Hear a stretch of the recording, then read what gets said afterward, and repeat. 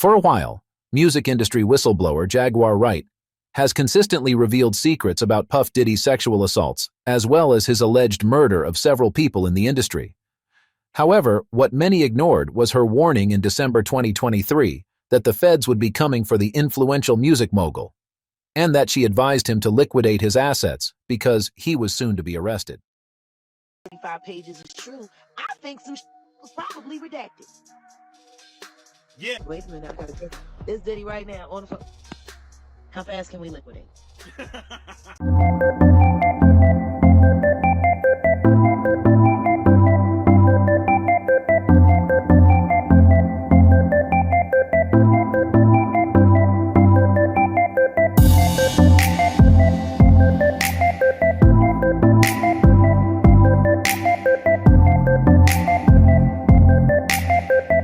Just last week, federal authorities headed by Homeland Security investigations raided Diddy's Miami Beach home and his house in Los Angeles, in a probe said to be tied to sex trafficking claims and other allegations in separate civil suits.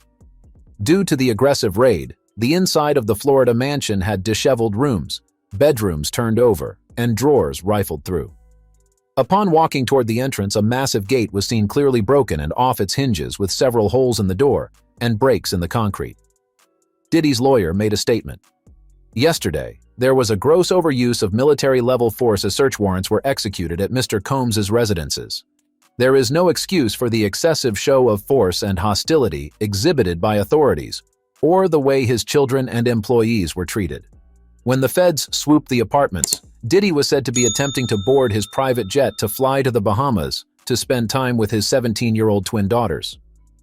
During the raid, federal agents pointed their weapons and lasers directly on Justin and King, who were partially clothed as they were placed in handcuffs and questioned at the property and later let go. However, the police didn't leave empty-handed.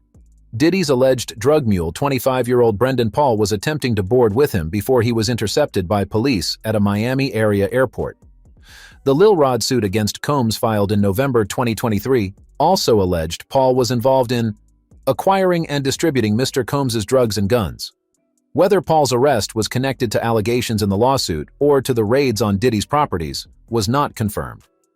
Federal authorities, however, gathered evidence, including several electronic devices, but no criminal charges have been filed, and Diddy has denied all allegations of sexual misconduct. Also, anonymous sources revealed that an infamous nightclub shooting, for which Combs stood trial in 2001, might be examined as part of the investigation. Combs was cleared of any wrongdoing in the shooting outside the Times Square Club in Manhattan. At the time, Combs was dating Jennifer Lopez, who was also initially implicated, although no charges against her were filed. But that's the tip of the iceberg when it comes to the trouble Diddy is in. He is currently embroiled and has been fighting several lawsuits accusing of sexual assault. In November 2023, his ex-girlfriend Cassie filed a lawsuit against him after she faced a cycle of abuse, violence, and sex trafficking. The lawsuit alleged that Sean Combs forced her to consume alcohol and drugs regularly, participate in intimate encounters with male prostitutes, as he filmed, and that he also physically assaulted Ventura, often in front of business partners. Just a day after the suit, Diddy settled out of court by making a $20 million settlement payment to Cassie. Well, long before the settlement, Wright claimed that Cassandra was getting paid $500,000 a month from Diddy, and she is surprised why Cassie wanted to leave nonetheless. Why would you quit? What the fuck is going on that $250,000 ain't enough? Ladies? What the fuck is going on in that relationship that $250K ain't enough? That's gotta be some dark shit. $1 million every quarter.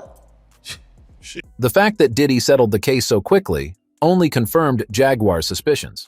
Well, as arrogant as he is, if he didn't do it, I guarantee you he wouldn't have paid. The simple fact that he paid so quick and it was wrapped up so fast, in my opinion, only lets me know that he knows.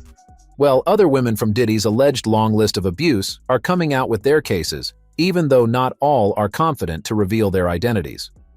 Diddy's various legal battles include one against an unnamed woman who claimed he and two friends sexually assaulted her when she was 17. After allegedly supplying the woman with copious amounts of drugs and alcohol, Diddy and two pals are accused of taking turns, violently raping the teen as she drifted in and out of consciousness, leaving her in so much pain that she could barely stand or remember how she got home. She says she suffered in silence for 20 years until the R&B singer Cassie sued Combs. While the woman's identity has yet to be revealed in the lawsuit, a judge just ruled she would no longer be able to stay anonymous if the suit proceeds. Well, Diddy has filed a motion to have the woman's case thrown out, and she will reportedly remain anonymous until the judge rules on that motion. She was just the fourth woman to accuse Diddy of sexual assault in quick succession last year. But not just women, men have also allegedly been victim of the music boss. Producer Rodney Lil Rodden Jones Jr., who worked with Diddy on the Love album, Off the Grid, and is among his accusers.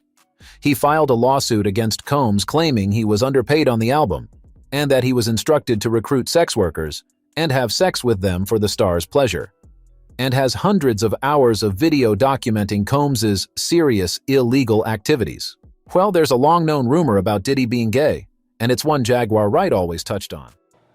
I mean, if Bishop Jakes was at a Diddy party, there could only be two reasons: money or sex. That's all that happens at Diddy parties. Money and sex. I hope it was for money, because arguing about who's going to put the strap-on that can be a very uncomfortable situation. Besides exploiting artists, Wright says Diddy's record label, Uptown Records, co-owners, have also either, and suspiciously, died or suffered some critical illness. Former owners Andre Harrell and Heavy D both died from heart attacks. Kim Porter, longtime assistant of Andre Harrell, was initially reported to have died of homicide. Then the near-death experience that Albie Wright says 3 of the 4 were writing books at the time of their death, and Albie was working on a documentary. She alluded that she smelled a rat with the last man standing, member number 5, Diddy.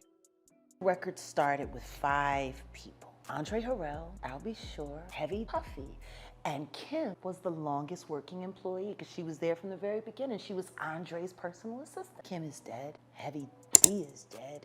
Andre Harrell is dead. Only 2 left, Puffy and Al almost died. Isn't that interesting? Has Puffy ever been in a coma? Has anything happened to him? He must be the luckiest motherfucker, because it seems like everybody that worked at Uptown Records from the very beginning is gone. Just him. Just hours after the arrest, TMZ obtained a video that showed Diddy pacing around outside a customs office there at the airport. He was not being detained. According to an eyewitness, Diddy was waiting on other people in his party, who were stopped and questioned by the feds as well during this whole ordeal. But days after the FBI raided his homes, Combs was seen hobnobbing with fans at the Pura Vida restaurant near First Street and Washington Avenue. Diddy was also spotted taking a call outside of his Star Island mansion in Miami Beach, Florida, on Easter. The day prior, he was snapped looking carefree as he stepped out for a smoke and a stroll along the pier outside his Miami mansion. Combs was taking a walk down the waterfront pier and was shirtless and barefoot as he walked along the same dock where Homeland Security agents had previously been camped out. If you liked this video, subscribe to our channel. Don't forget to like and comment.